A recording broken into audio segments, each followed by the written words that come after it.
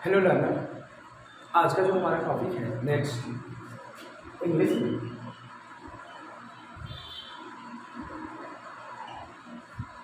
वो अब हम आईपी चार्ट के बारे में पिछले लेक्चर में डिस्कस कर रखे थे कि आईपी चार्ट क्या है। तो देखिए, आईपी चार्ट की जो हमने बात की थी वो साउंड पे बात की थी कि मानिए इंसान है, ह्यूमन बॉडी है, ये हमारा थॉट है। जब हम बोलते हैं तो साउंड प्रोड्यूस होता है, और साउंड प्रोड्यूस होता है तो वाइब्रेशन होता है। वाइब्रेशन के वजह से ही साउंड प्रोड्यूस होता है। तो इसे हमने वोकल कार्ड बताया था कि ये क्या है, वोकल कार्ड है, और इस वोकल कार्ड की वजह से साउंड प्रोड्यूस होते हैं। और जो ये साउंड प्रोड्यूस होते हैं की संख्या कितनी है, 44। कितनी है, 44। और ये कहाँ का जिक्र है, तो आईपी एक चार्ट होता है। आप गूगल अगर करेंगे, सर्च मारेंगे आईपी चार्ट, ठीक है, तो आपको एक लेटर्स दिखाई देंगे, लेटर्स के भाग दिखाई देंगे। 44 होते हैं, ठीक है। इसका फुल फॉर्म होता है इंटरनेशनल फोनिक अल्फाबेट चार्ट, ठीक है। अब ये जो साउंड होते हैं, जो साउंड हमारे थ्रॉट के द्वारा प्रोड्यूस किया जाए, इस साउंड में जो निकल के आती है दो चीजें निकल के आती है। पहला एक वॉवेल साउंड होता है और दूसरा कॉन्सोनेंट होता है, जिसके बारे में हमने पिछले लेक्चर में कंसिडर कर रखा है, ठीक है। कॉन्सोनेंट होता है। अब देखिए, जो कॉन्सोनेंट होता है हमारा, ठीक है, इसके बारे में हमने ऑलरेडी जिक्र कर रखा है। ये कितने हैं, 20, और ये कितने हैं, 24। अब ये जो हमारा जनरेट होके आता है, ये हमने पढ़ रखा है अल्फाबेट्स, ए से लेकर जेड। वो जो अल्फाबेट्स हमने जनरेट कर रखा है, उन अल्फाबेट्स में जो कॉन्सोनेंट होता है, एक्चुअल में उन 21 कॉन्सोनेंट के द्वारा 24 साउंड जनरेट किए जाते हैं। कितने साउंड जनरेट किए जाते हैं, 24 साउंड जनरेट किए जाते हैं, 24 साउंड। और ये जो वॉवेल है हमारा, ये जो वॉवेल आप देख रहे हैं, ये वॉवेल जो जनरेट करते हैं, ये साउंड प्रोड्यूस होता है 5 ही अल्फाबेट की वजह से। जो 5 वॉवेल हमारे होते हैं ना अल्फाबेट में, ए से लेकर जेड तक जो आप पढ़ते हैं, इस 8 से लेकर जेड तक में 21 हमारे कॉन्सोनेंट होते हैं और 5 हमारे क्या होते हैं, अल्फाबेट्स होते हैं। हम आगे जाके जिक्र करेंगे कि क्यों 5 ही अल्फाबेट्स वॉवेल्स हैं और क्यों 21 ही हमने बनाया, किसको, अल्फाबेट्स को। ये इसको हम 26 के 26 कर सकते थे, क्यों 21 रखा। दूसरा, अगर हमने वॉवेल 5 बनाया तो क्या रीजन था इसके पीछे की 5 बनाया, 6 भी कर सकते थे, 10 भी कर सकते थे, 15 भी कर सकते थे। जब हमारे पास अपॉर्चुनिटी है ज़्यादा की, तो कम क्यों रखना। जाहिर सी बात है कि आप मार्केट में गए, ठीक है, कोई सब्जी खरीदने गए और देख रहे हैं जब सब्जी के जो कॉस्ट है वो काफ़ी लो है, तो आप ज़्यादा अमाउंट में खरीदेंगे, है ना। उसी प्रकार से देखिए, यहाँ पर जो हमारे पास है 26 है, पूरे के पूरे 26 है। हम एक को ज़्यादा रख रहे हैं और एक को कम रख रहे हैं, क्यों, इक्वल भी तो कर सकते थे। ये आगे हम जिक्र करेंगे कि क्यों ही इतना ही रखा हमने, क्या इसके पीछे का रीजन था, जो लॉजिक था वो क्या था। अभी फिलहाल देखते हैं। अभी जो हमारा फिलहाल बात चलेगा उस साउंड, यहाँ तक हमने पिछले क्लास में बात कर चुके हैं कि ये 24 कॉन्सोनेंट साउंड जनरेट करते हैं 21 लेटर्स। अब ये जो लेटर्स हैं, अल्फाबेट वाले लेटर्स हैं, हमने डिफिनेशन में बताया था लेटर का क्या, कि a symbol which has meaning and sense. जैसे हमने ए लिखा, इसका सेंस है, लॉजिक भी है, और इसका कुछ ना कुछ मतलब निकलेगा। देखिए, मानिए हमने ऐसे बना दिया, जैसे मानिए हमने इसको ऐसे बना दिया। अब ये कौन सा साउंड है, नहीं साउंड में किसी में आता है, नहीं लेटर्स में आता है, तो इसे कहेंगे क्या, है ना। तो इसलिए किसी भी साउंड में क्या होना चाहिए, मीनिंग होना चाहिए। कोई भी सिंबल हो जिसके पास मीनिंग है और सेंस है, वो क्या होगा, लेटर कहलाएगा। क्या कहलाएगा, लेटर कहलाएगा। ये पिछले क्लासेस में, हम प्रीवियस क्लासेस में पढ़े। बात अब यहीं से शुरू करना है, किस साउंड से बना क्या हमारा, लेटर। अब लेटर से आगे क्या, हमने तो बनाया क्या, हमने बोल दिया कि साउंड से, वाइब्रेशन से जनरेट हुआ क्या, साउंड, और साउंड से क्या जनरेट हुआ, ये वोकल कार्ड, और यहाँ से जनरेट हुआ क्या हमारा साउंड। अब साउंड जनरेट हुआ तो साउंड से हमने देखा कि साउंड से क्या जनरेट हो रहा है, लेटर। क्या जनरेट हुआ, लेटर।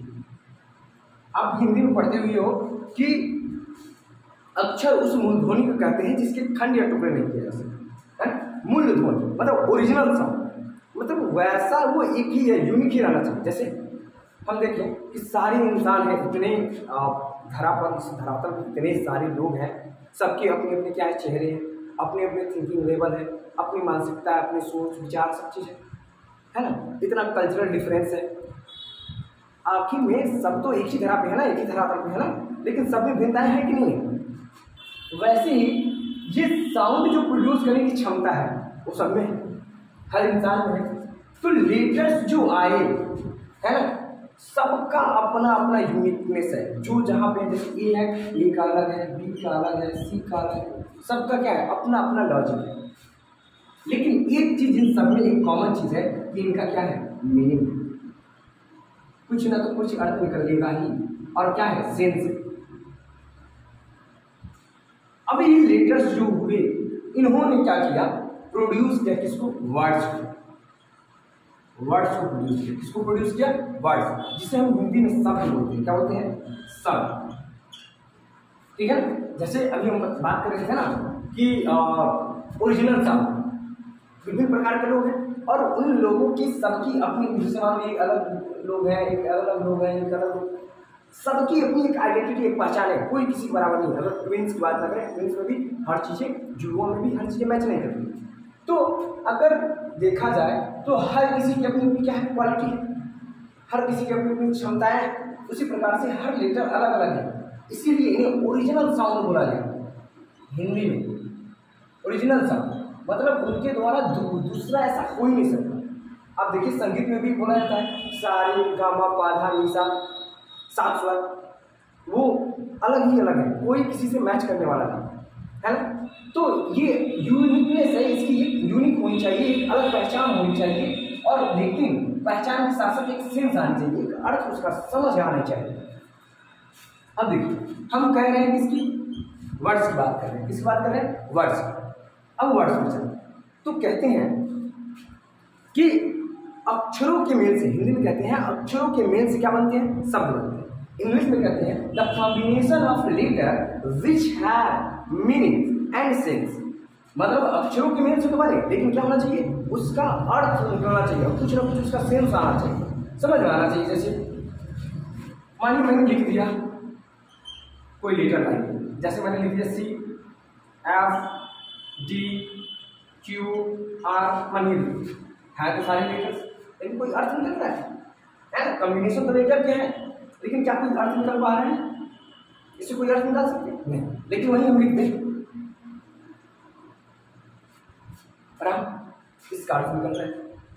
जैसे एक और एग्जांपल, जैसे हम लिखते हैं काउ, अब इसमें देखिए सी एक लेटर है, ओ एक लेटर है, डब्ल्यू एक लेटर, इन वर्ड्स, इन लेटर से एक वर्ड्स बना, ये जो वर्ड बना ये इसका अर्थ निकल रहा है कि हाँ काउ मीन्स क्या होता है, गा, है ना। इन लेटर्स का अर्थ निकला क्या कि काउ मीन्स गा, लेकिन इसका कोई अर्थ निकल पा रहा है नहीं, और इसका सेंस भी है, इसका कोई सेंस नहीं, कोई लॉजिक नहीं। तो इसलिए हम कहते हैं the combination of letter which have meaning and sense is defined as words. मैंने क्या कहा, मैंने कहा a letters, the combination of letter which have complete sense and meaning, जिसके पास पूर्ण रूप से कंप्लीटनेस हो कि हाँ ये शब्द हो सकते हैं। ठीक है, जैसे मैंने आपको एक पहले लेक्चर में एग्जाम्पल दिया था कि है राम तुम वहाँ, ठीक है, वहाँ ऐसा कोई, अब ये तो वर्ड्स के सारे लॉजिक है, लेकिन लग रहा है कौन कहाँ आएगा, कोई लॉजिक नहीं, तो ये चीज़ गलत है। ये जानेंगे कि कैसे गलत है ना। तो हमको एक चीज़ समझ में आ गया कि वर्ड्स क्या होते हैं, the combination of letter which has meaning. अब आगे चलते हैं, अब शब्द तो हमने पढ़ लिया, शब्द हमने पढ़ लिया, सीरीज एकदम देखते चलिए। वाइब्रेशन, वाइब्रेशन से साउंड, साउंड से लेटर, लेटर से क्या हो गया, वर्ड्स। अब वर्ड से हम आगे चलें, जैसे अभी साउंड खत्म नहीं हुआ है, इसका मतलब मैंने ये नहीं कह दिया कि साउंड यहाँ खत्म हो गया, साउंड में अभी भी होते हैं। जैसे मैंने बताया ना, साउंड जो होते हैं 44 आईपी चार्ट में, आप जब आईपी चार्ट देखेंगे तो उसमें आपको 3 प्रकार के साउंड दिखाई देंगे। एक जो वॉयस होता है उसके भी 2 प्रकार के होते हैं, एक डिफ साउंड होता है, एक मोनो होता है, मतलब मोनो साउंड जो निकालते, एक सिंगल साउंड निकाले। कई लेटर्स होते हैं जो 2 साउंड निकालते हैं, जैसे मैंने पहले लेक्चर में एग्जाम्पल भी दिया जाता है, पुट, हट, एक ही लेटर है लेकिन डबल साउंड निकालता है, ठीक है। जैसे शर्ट और सूट, दोनों बोले देखिए जाते हैं लेकिन अलग अलग अर्थों के लिए जाने जाते हैं, ठीक है। अब हम आगे बढ़ते हैं। अब देखिए, वर्ड्स के कॉम्बिनेशन से बनता है सेंटेंस। क्या बनता है? सेंटेंस। क्या बनता है? सेंटेंस, जिसे हम हिंदी में क्या बोलते हैं? वाक्य बोलते हैं। क्या बोलते हैं? वाक्य बोलते हैं। मतलब कि सेंटेंस उसे ही बोलेंगे जिसमें इस चीज का सेंस हो। किस चीज का सेंस हो? तो टेंस का सेंस हो। देखिए ध्यान से, 2 वर्ड से मिला है सेंस, मिलकर बना है सेंटेंस। जो बना हुआ है 2 वर्ड से मिलकर बना हुआ है। पहला सेंस हो, लेकिन किस चीज का सेंस हो? तो टेंस का सेंस हो। मतलब सेंटेंस में टेंस आएगा ही आएगा। आप कोई एक वाक्य लिखिए, कोई हिंदी का लिखिए, इंग्लिश का लिखिए, संस्कृत का लिखिए, उर्दू का लिखिए, उसकी जब भी पहचान की जाती है उस वाक्य की ना, तो आप इसीलिए टेंस में, आप जब आप टेंस पढ़ेंगे तो उसमें बताया जाएगा आपको, रहता है ना टेंस में कि हिंदी क्रिया के के अंत में ता है, ती है, ती है इत्यादि लगा रहे हैं या पढ़ते हैं। कभी आपने सोचा क्यों ता है, ती है इंग्लिश में आता है, क्यों ती है? क्या लॉजिक है लाने का? क्यों रहा है, क्यों कंटिन्यूअस में रहा है रही, क्यों परफेक्ट में चुका है, चुकी है ना। उस सेंटेंस का एक ही तात्पर्य होता है कि इसे सेंस जो आ रहा है सेंस पे डिपेंड करता है, और ये सेंस तभी क्लियर होता है जब उसमें टेंस आया। आगे हम टेंस में पढ़ेंगे टेंस क्या होता है, काल क्या होता है, टाइम और टेंस में क्या अंतर है ना, क्यों टेंस को 3 ही भाग में बांटते हैं, क्या लॉजिक है इसके पीछे। तो अब देखते हैं कि जिस सेंटेंस उसे बोल रहे हैं जिसमें क्या है, जिसमें किस चीज का सेंस आया, यानी टेंस का सेंस आया। मतलब कोई भी आप वर्ड्स का कॉम्बिनेशन लीजिए, किसी भी वर्ड का कॉम्बिनेशन लीजिए, अगर उसमें टेंस का सेंस आया हुआ है तो सेंटेंस होगा ही होगा। जैसे एक और इसका डिफिनेशन बता देते हैं।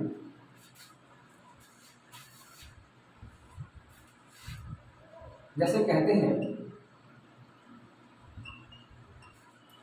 क्या कहते हैं?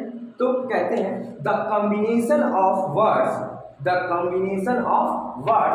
Which has complete sense and the complete meaning. जिसके पास क्या हो? पूरा सार्थक अर्थ हो, मतलब जिसका अर्थ निकल सके, ऐसा नहीं है कि अनर्थ हो। ठीक है, जैसे मैंने लिख दिया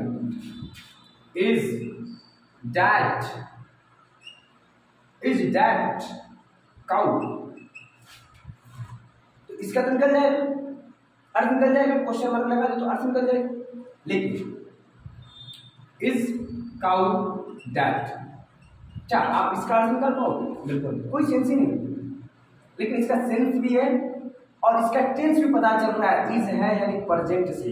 कहां से है? प्रेजेंट से। लेकिन सेंस निकला, सेंस लिखना प्रेजेंट का है, इससे सेंस तो निकला, लेकिन इससे भी तो प्रेजेंट का सेंस निकल रहा है। सेंस की अगर हम बात करें, यहां भी इज है, यहां से भी तो सेंस निकल रहा है। किसकी सेंस निकल रहा है? प्रेजेंट। लेकिन ये सही वाक्य है, ये गलत क्यों? तब अब यहां एक और चीज मैंने बोला, क्या बोला? Complete meaning. इसका कंप्लीट मीनिंग निकल रहा है, लेकिन इसका तो निकल जा रहा है, क्या वह का है, लेकिन क्या इसका निकल पा रहा है? नहीं। यहां कंप्लीट मीनिंग नहीं है, यानी यहां से एक चीज निकल के आ रहा है कि सिर्फ सेंस हो ये जरूरी नहीं है सेंटेंस के लिए। क्या जरूरी है? सिर्फ टेंस हो ये भी जरूरी नहीं है, दोनों का होना जरूरी है। किसका होना जरूरी है? दोनों का, सेंस का भी और टेंस का भी। अगर दोनों का सेंस है तभी वो क्या है? सेंटेंस है, अन्यथा नहीं। अब देखिए, अब यहां से हम आगे बढ़ेंगे।